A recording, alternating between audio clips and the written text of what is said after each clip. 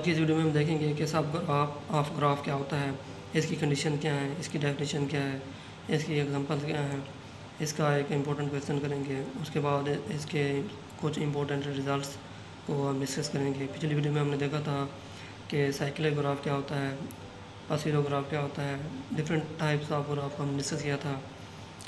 तो अस्सलाम वालेकुम, welcome to latest education of mathematics. आज की इस वीडियो में हम सब ग्राफ को डिस्कस करेंगे। अगर आप इस चैनल पर नए हैं तो इस चैनल को लाइक और सब्सक्राइब करना ना भूलें। तो चलिए शुरू करते हैं इस वीडियो को। सबसे पहले हम देखते हैं सब ग्राफ क्या है, इसकी डेफिनेशन को देखते हैं।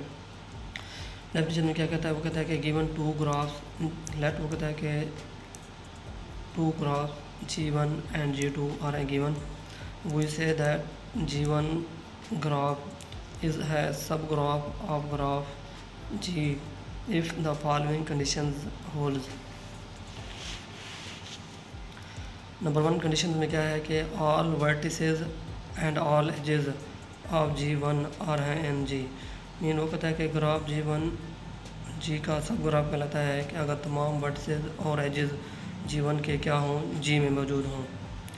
ठीक है ना। आज इसको मैथमेटिकली कैसे लिखते हैं कि हमारे पास अगर कोई ग्राफ हो G with vertices V and E के साथ, तो उसका जो सब ग्राफ दूसरा जो ग्राफ है हमारे पास G1 विद वर्टिसेस V1 और E1 के साथ, तो G1 इसका सब ग्राफ कहलाएगा अगर वर्टेक्स V1 क्या हो सबसेट हो V का और एजेस E1 क्या हो सबसेट हो E का।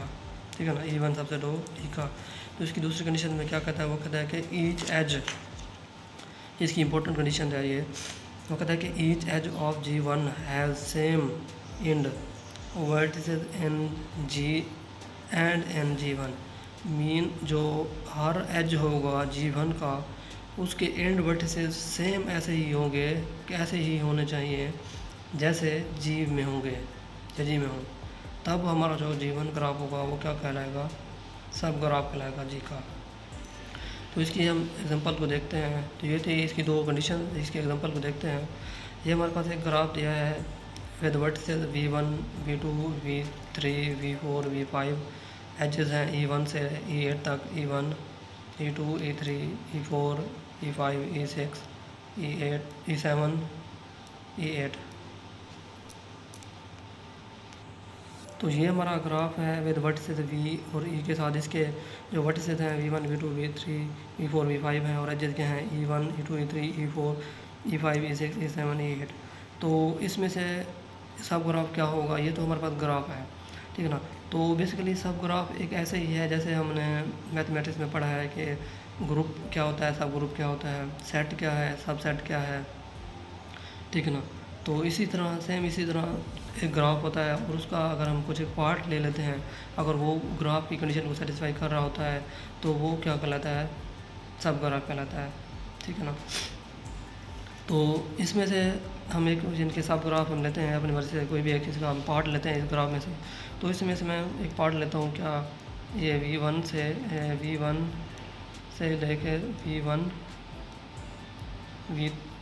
V3 V1, V4, V3, V2। Mean मैं ये एरिया ग्राफ का ले लेता हूँ। ठीक है ना। तो ये हमने एरिया ले लिया, इसको हमने ये हमने ड्रा किया V1, V2, V4, V3 हमने। ठीक है। तो उसमें से एजेस कौन से आ रहे थे, E1, ये E1 आ रहा है, E5, ये E5 आ रहा है इसमें, E8 आ रहा है इसमें, E2 आ रहा है इसमें।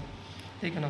तो ये हमारे पास एक क्या है, सब ग्राफ है किसका, इस ग्राफ G का। अगर इसकी हम कंडीशन को देखें तो दोनों कंडीशन इसमें सेटिस्फाई हो रही है। कैसे सेटिस्फाई हो रही हैं, अगर देखें तो इसमें दोनों कंडीशन सेटिस्फाई हो रही हैं। पहली कंडीशन क्या थी कि पहली कंडीशन हमारे पास क्या थी कि तमाम वर्टिसेस और एजेस जो हों G1 के वो G में हों। अगर हम इस ग्राफ के सब ग्राफ के vertices V1, V2, V3, V4 और एजेस E1, E2, E5 और E8 को देखें तो इसमें मौजूद हैं। तो ये हमारे पास पहली कंडीशन सेटिस्फाई हो रही है। दूसरी कंडीशन क्या थी कि ईच एज ऑफ G1, यानी कि ईच एज ऑफ G1 मतलब कि जो सब ग्राफ होगा उसका हर एज क्या रखता होगा, सेम एंड वर्टिसेस। मीन उसके जो वर्टिसेस एज के वर्टिसेस होंगे, एंड होंगे, मीन यानी कि V1 से V4 है, V4 से V3 है, V3 से V4 है। मीन अगर एक एज है उसके जो एंड वर्टिसेस होंगे वो सेम एंड पॉइंट होंगे, मीन सेम एजेस होंगे। अगर देखें ये हमारे पास सब ग्राफ है, ठीक है ना। तो ये हमारे पास मौजूदा ग्राफ है। कंडीशन ये है कि जो सब ग्राफ होगा उसके तमाम इनके ईच एज जो होगा, हर एज जो होगा उसके जो एंड वर्टिसेस होंगे वो सेम एंड पॉइंट होंगे। मीन अगर वो इधर V1 है, इधर V1 से V4 है तो इधर भी V1 से V4 होगा, ठीक है ना। अगर इधर V4 से V3 है तो इधर भी V4 से V3 होगा, ठीक है ना। मीन इधर V4 से V3 होगा तो उस सब ग्राफ में भी कंडीशन को सेटिस्फाई करेगा, ठीक है ना। तो इधर हम देखें तो हमारे पास इसके जो वर्टिसेस हैं वो क्या हैं, V1 जो ग्राफ है V1 with vertices V1 edges E के साथ, उसके जो वर्टिसेस हैं वो क्या है V1 V2 V3 V4, वो क्या है सबसेट हैं किसका, V का, ठीक है ना। दूसरा क्या है कि जो एजेस हैं E1 E2 E5 E8 वो भी क्या है सबसेट है E का। तो हम क्या कह सकते हैं कि हमारे पास जो G1 ग्राफ है वो क्या है, सब ग्राफ है आप ग्राफ G का। इसको आप नाम दें तो आप इसको नाम दे सकते हैं, ये हमारे पास ग्राफ है G1 ग्राफ है, ठीक है ना। तो उसके बाद इसके हम कुछ इंपॉर्टेंट रिजल्ट्स को डिस्कस करते हैं, उसके बाद लास्ट में हम एक इंपॉर्टेंट क्वेश्चन को डिस्कस करेंगे। तो इसके 5 इंपॉर्टेंट रिजल्ट्स को हम डिस्कस करते हैं जो सब ग्राफ से रिलेट हैं। तो क्या कहता है, वो कहता है कि एवरी ग्राफ इज़ है a subgraph of G itself. Mean जो हर ग्राफ होगा वो खुद का क्या होगा, सब ग्राफ कहलाएगा। जैसे हमने सेट पढ़ा था वो खुद का क्या कहलाता है, सबसेट कहलाता है, सबसेट भी कहलाता है। इस तरह ग्रुप पढ़ा था, ग्रुप खुद का क्या कहलाता है, सब ग्रुप भी कहलाता है। वो कहता है कि इसी तरह वो कहता है कि एवरी ग्राफ इज़ है सब ग्राफ ऑफ इटसेल्फ। दूसरा पॉइंट वो कहता है कि every simple graph of n vertices is a subgraph of complete graph K n. Mean जो सिंपल ग्राफ होगा विद वर्टिस एन के साथ वो कंप्लीट ग्राफ का क्या होगा, सब ग्राफ होगा, ठीक है। उसके बाद तीसरा पॉइंट क्या है, वो कहता है कि अगर if G1 is a subgraph of G2 and G2 is a subgraph of G, then वो कहता है कि G इज़ आल्सो सब ग्राफ ऑफ G। मीन हमने एक ट्रांजिटिव प्रॉपर्टी पढ़ी थी मैथमेटिक्स में। वो कहता है कि अगर A लेस देन है B से, B लेस देन है C से, तो सेम A लेस देन होगा C से। इसी तरह वो कहता है कि अगर G1 G2 का सब ग्राफ है, G2 G का सब ग्राफ है, तो G1 क्या होगा, सब ग्राफ होगा G का, ठीक है। उसके बाद फोर्थ पॉइंट है, वो कहता है कि एक single vertex in a graph G is a subgraph of G। Mean वो कहता है कि अगर एक ग्राफ है उसमें से अगर आप सिंगल वर्टेक्स भी उठा लें तो वो उस ग्राफ का क्या कहलाएगा, सब ग्राफ कहलाएगा, ठीक है ना। उसके बाद इसका फोर्थ और लास्ट क्वेश्चन, पाँचवा और लास्ट पॉइंट है। मीन हमने वो देखें तो ये हमारे पास एक ग्राफ है, उसमें हमने वर्टेक्स V1 उठाया तो ये क्या है, इसका इस ग्राफ का क्या कहलाता है, सब ग्राफ कहलाता है। तो लास्ट और पाँचवा पॉइंट देखते हैं। वो क्या कहता है, वो कहता है कि एक single edge in a graph G1 together with its vertices is a subgraph of G। वो कहता है कि एक सिंगल एज भी अगर किसी ग्राफ से आप उठा लें तो वो अपने वर्टिसेस के साथ, ठीक है ना, उस ग्राफ का क्या कहलाएगा, सब ग्राफ कहलाएगा। एग्जांपल, ये हमारे पास एक ग्राफ है with vertices V1 V2 V3 V4 के साथ एजेस हैं E1 E2 E3 E4।